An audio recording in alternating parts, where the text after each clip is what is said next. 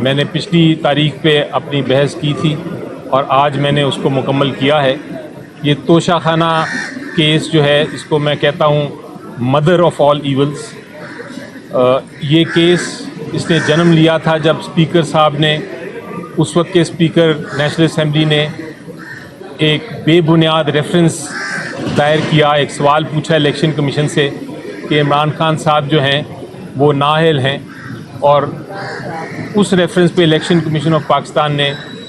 کسی قسم کے قانون کے بغیر،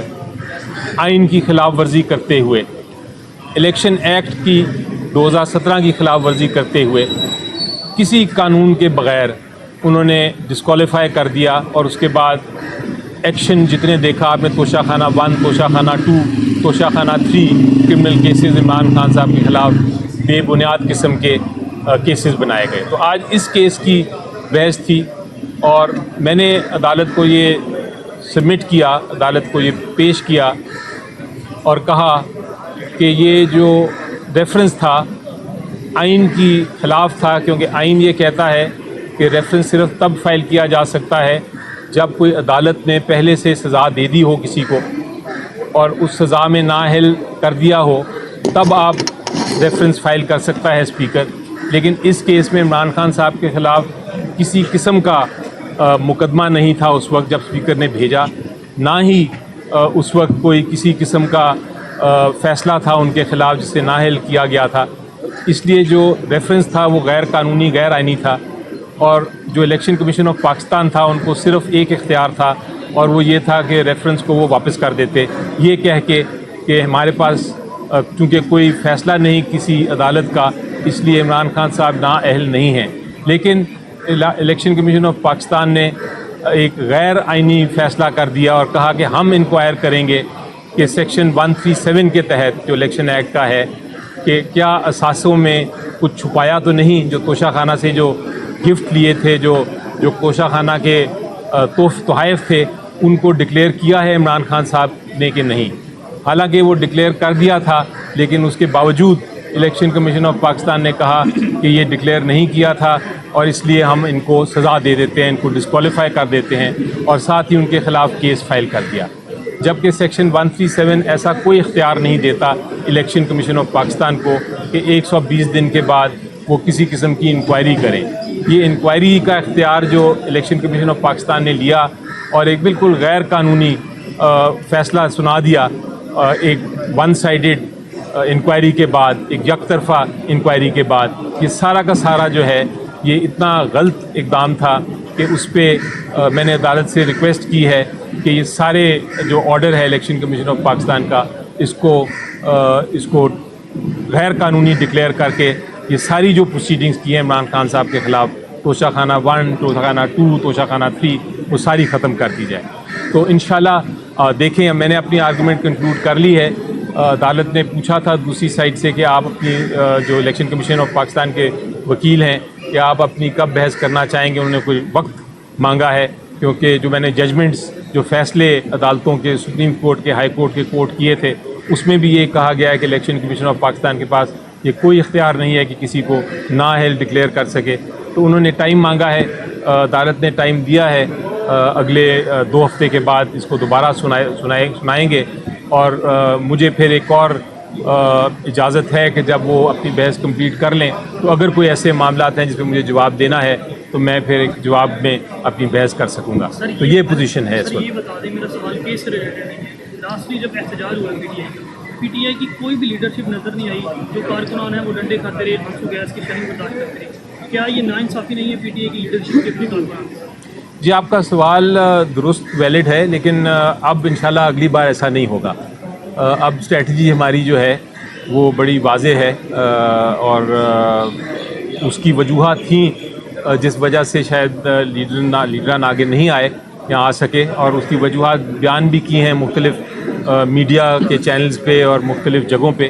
تو میرا خیال ہے ان کو دیکھتے ہوئے اب ہم اگلی اسٹریٹجی میں بہتر کریں گے انشاءاللہ۔ یہ بتائیے گا کہ فلسطین جو بات ہو رہی ہے وہ ہو رہی ہے جو ادارہ اختیار کے الیکشن کمیشن کی، تو آپ تو نیل اینڈ وائڈ کرانے کے لیے آئے ہیں توشہ خانہ میں معاملات، تو کیا دائرہ اختیار کے فیصلے کے بعد دائرہ اختیار کے حوالے سے تو اس کا کیا امپیکٹ پڑے گا اس پر؟ کیا وہ جو ڈیسیجن پہلے کیے گئے ہیں وہ نل اینڈ وائڈ ہو جائیں گے یا نہیں؟ جی دیکھیں، جب یہ قانون یہ ہے کہ اگر کوئی بھی جیسا الیکشن کمیشن ہے اگر اپنے دائرہ اختیار سے بڑھ کے یا اسے باہر جا کے کوئی فیصلہ کرتی ہے تو پھر وہ فیصلہ جو ہے اس کو غیر قانونی ڈکلیئر کیا جاتا ہے. اس کو ہم کہتے ہیں نل اینڈ وائڈ ہے، یعنی کہ وہ ہے ہی نہیں، وہ بالکل غیر قانونی ہے. تو اس کے تحت جو بھی کارروائی ہوئی اس کے بعد اس فیصلے کے تحت وہ ساری کی ساری کارروائی پھر ٹوٹ جاتی ہے، گر جاتی ہے. جس طرح کہتے ہیں کہ جب اس کی ایک عمارت کی نچلی فاؤنڈیشنز ہی آپ ضائع کر دیں تو پوری عمارت پھر گر جاتی ہے. اسی طرح جتنے اقدامات ایک غیر قانونی آرڈر کے الیکشن کمیشن آف پاکستان کے آرڈر کے اوپر غیر قانونی جو اقدامات لیے گئے ہیں ان کو بھی غیر قانونی ہی قرار دیا جاتا ہے، وہ پھر نل اینڈ وائڈ ہوتے ہیں. اچھا سر، یہ بتائیے گا کہ اگر یہ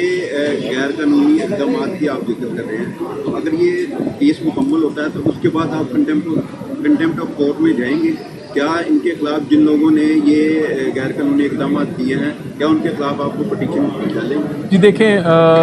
جب آپ کی الیکشن کمیشن آف پاکستان کا یہ فیصلہ اگر آتا ہے کہ یہ سارا فیصلہ غلط تھا، قانون کے خلاف تھا، آئین کے خلاف تھا،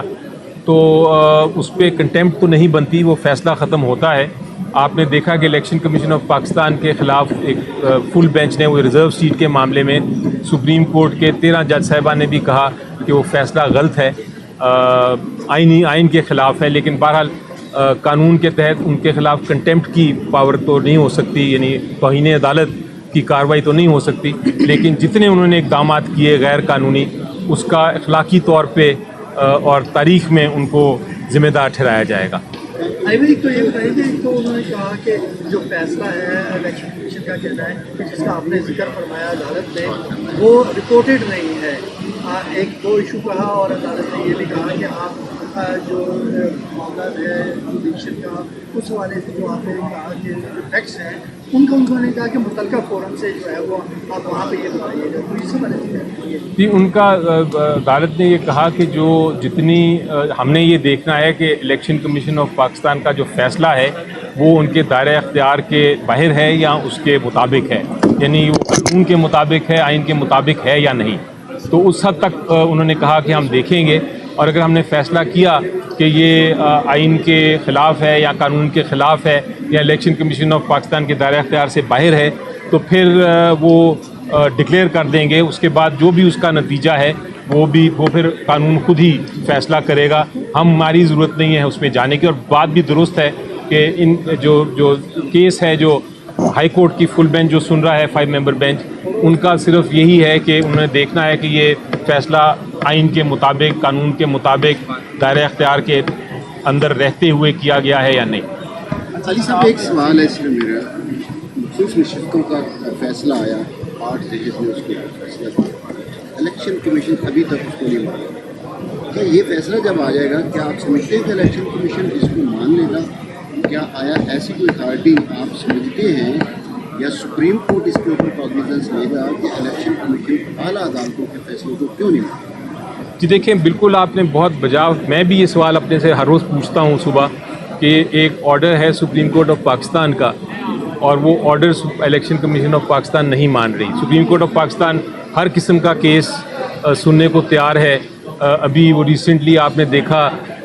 ڈیفیکشن کیس 63A کا ریویو فکس کر کے فٹافٹ ایک ایسے بینچ نے فیصلہ کر دیا جو آئین اور قانون کے مطابق بینچ کوئی اختیار ہی نہیں تھا، وہ بینچ جائز ہی بینچ نہیں تھا، وہ غیر قانونی بینچ تھا، لیکن انہوں نے فیصلہ کر دیا. لیکن دوسری طرف جو ایک 13 ممبرز ججز نے فیصلہ کیا ہوا ہے جس کے تحت 13 ممبرز نے کہا ہے کہ الیکشن کمیشن آف پاکستان آپ امپلیمنٹ کریں ہمارے فیصلے کو، آپ اس پہ عمل درآمد کریں. وہ عمل درآمد نہیں ہو رہا اور وہاں کوئی ایکشن نہیں لیا جا رہا. لیکن اس کیس میں ذرا مختلف بات یہ ہے کہ ریزرو کیس کے فیصلے میں تو عمل درآمد کرنا ہے. اس کیس میں اگر فیصلہ آتا ہے تو پھر ان کا فیصلہ جو ہے اگر غیر قانونی بنا دیا گیا تو اس کے بعد وہ فیصلہ عمل درآمد کرنے کی اس پہ ضرورت نہیں ہوگی، وہ بلکہ فیصلہ قانون کے مطابق ہی امپلیمنٹ نہیں ہوگا. اس لیے میری نظر میں یہ فیصلہ آتا ہے تو اس پہ کسی قسم کی امپلیمنٹیشن یا عمل درآمد کرنے کی ضرورت نہیں ہے. وہ تو یہی ڈکلیئر کرے گا انشاءاللہ کہ یہ سارا جو اقدامات تھے الیکشن کمیشن آف پاکستان نے کیے وہ غیر آئینی تھے. اور وہ ڈکلیریشن ہمارے لیے کافی ہے. Thank you.